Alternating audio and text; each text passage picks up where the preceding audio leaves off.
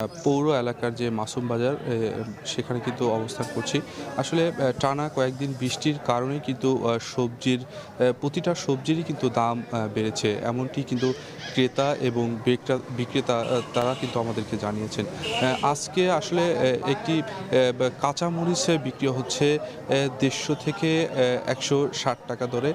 এছাড়াও প্রতিটা সবজির দামই কিন্তু ৳৫০ থেকে ৳৬০ বা করে বিক্রি হচ্ছে। আর আর যদি একটু কিছুদিন পিছনে যাই তাহলে এইসব কাঁচা সবজি কিন্তু বিক্রি হতো ৳৩০ থেকে ৳৪০ দরে। আসলে বেশ কয়েকদিন বৃষ্টির ফলেই কিন্তু এই কাঁচা বাজারে যে দাম সেটি কিন্তু বৃদ্ধি হয়েছে। আমরা সাধারণ কৃষকদের সাথে কথা বলেছি। তাদের যে ক্ষেত এবং মাঠে পর্যাপ্ত পরিমাণ সবজির আবাদ হলেও কিন্তু এখন তারা বৃষ্টির কারণে কিন্তু বড় ধরনের একটি ক্ষতি হয়েছে, সেটি কিন্তু আমাদেরকে জানিয়েছেন। সেই ক্ষেত্রে আসলে বাজারে এখন পর্যন্ত কিন্তু যে সকল সবজি বিক্রি হতো ৳৩০ সেগুলো ৳৪০ থেকে ৳৬০ দরে বিক্রি হচ্ছে। এবং এর সাথে মরিচ বিক্রি হচ্ছে ৳১৫০ থেকে ৳১৬০। এছাড়াও শসা বিক্রি হচ্ছে ৳১২০ দরে। আমরা বিভিন্ন বাজারে ঘুরেছি। আমি দেখেছি যে ক্রেতা সাধারণ বলছে তারা বেশি দামে যে সবজি কিনছে সেই সাথে তারা স্বাচ্ছন্দ্য বোধ মনে করছেন। তারা মনে করছেন যে বৃষ্টির কারণেই কিন্তু এই সবজির দাম বেড়েছে। বৃষ্টি কমে গেলে হয়তোবা সবজির দাম আবার পুনরায় আসবে। আমরা কৃষকদের সাথে কথা বলেছি। কৃষক আমাদেরকে জানিয়েছেন যে অতি বৃষ্টিতে যে সকল ক্ষেত রয়েছে, ক্ষেতে পানি প্রবেশ করাতেই কিন্তু এই সবজির ক্ষতি হয়েছে, সেই সাথে সবজির দামও বেড়েছে। তারা বলছেন এখন পর্যন্ত যে দাম রয়েছে সে দাম নিয়ে কিন্তু সন্তুষ্ট। এছাড়াও সবজির কিন্তু বড় ধরনের একটি ক্ষতি হয়েছে। আগামীতে সবজির দাম কিন্তু দ্বিগুণ হতে পারে জানিয়েছেন। আজকের বাজার যদি বলি, আজকে করলা বিক্রি হচ্ছে ৳৬০ দরে, প্রতি পিস লাউ বিক্রি হচ্ছে ৳৫০ এছাড়াও বেগুন বিক্রি হচ্ছে ৳৬০ দরে। এছাড়াও চিচিঙ্গা বিক্রি হচ্ছে ৳৬০ দরে। আসলে রাত্রি এই ছিল পাবনা থেকে সর্বশেষ। পাবনার খবর শুনছিলাম। এবার একটু নওগাঁয় যেতে চাই, সেখানে রয়েছেন আব্বাস আলী। আব্বাস, আপনার কাছ থেকে জানতে চাই যে আমরা পাবনার খবর শুনছিলাম সেখানে টানা বৃষ্টির একটা প্রভাব পড়েছে সবজি বাজারে। আপনার এখানকার কি অবস্থা? নওগাঁতে আসলে সবজি বাজারে সবজির দাম বাড়া নিয়ে বিক্রেতারা কি বলছেন?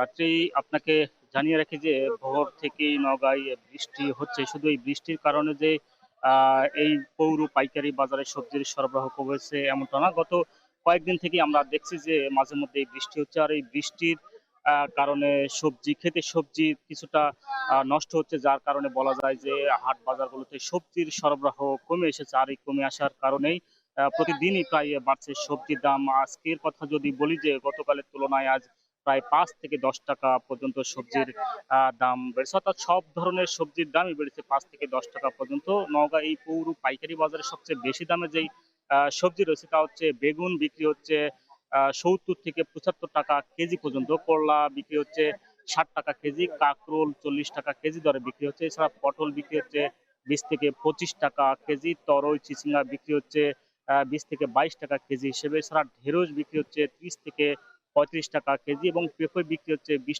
কেজি হিসেবে। এবং মিষ্টি কুমড়া দেখেছিলাম যে গত কয়েকদিন আগেও ৳২২ থেকে ৳২৫ কেজি দরে বিক্রি হয়েছিল। আজ দেখছি সেই মিষ্টি কুমড়া ৳৩২ থেকে ৳৩৫ কেজি দরে বিক্রি হচ্ছে। এছাড়া প্রতি পিস লাউ বিক্রি হচ্ছে ৳৩৫ থেকে ৳৪০ হিসেবে।